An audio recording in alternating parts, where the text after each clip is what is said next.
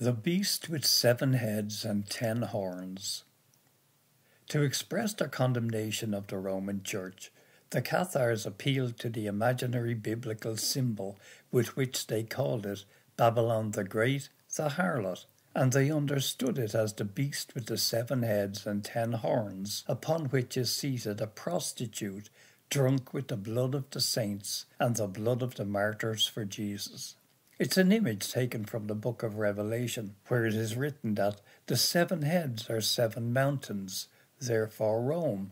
with allusions to the old Roman Empire and the first Christian martyrs, while on the part of the Cathars to the church who burned so many heretics at the stake. In the ditch of the Simoniacs, Dante meets Pope Nicholas III, who, with an ingenious stratagem, makes him announce prematurely the arrival in the same infernal place of his successors, Boniface VIII and Clement V, who are still alive at the time of Dante's imaginary journey.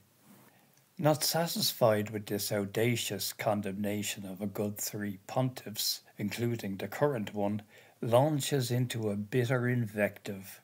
You shepherds, the evangelist had noticed when he saw her who sits upon the waters, and realized she fornicates with kings, she who was born with 7 heads, and had the power and support of the 10 horns. Hell 19, 106 to 110. The commentators don't take into account either the serious word fornicate or the weighty negative meaning that this beast has in the book of Revelation, nor of the whole context, and interpret the 7 heads as the 7 gifts of the Holy Spirit or the 7 sacraments, and the 10 horns as the 10 commandments with which the church fortifies itself. It's absurd, but it must be said that this interpretation is ancient and has great authority, dating back to no less than Pietro, Dante's son. The fact is that Pietro, like all the commentators in the early centuries, must claim orthodoxy in it to safeguard the work, at the cost of expressing such absurdity. But we, now that the Inquisition no longer exists, nor the Index of Prohibited Books,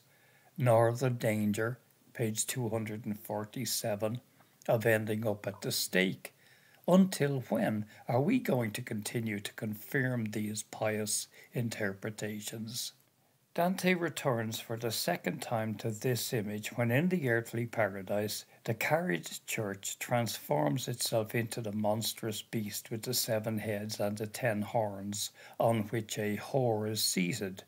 Here the disdain is so blatant that no one dares any more to speak about sacraments and commandments, and all agree with the view that this whore is a symbol of the Roman Curia. What the commentators don't say is that this image and this terminology was that used by the Cathars.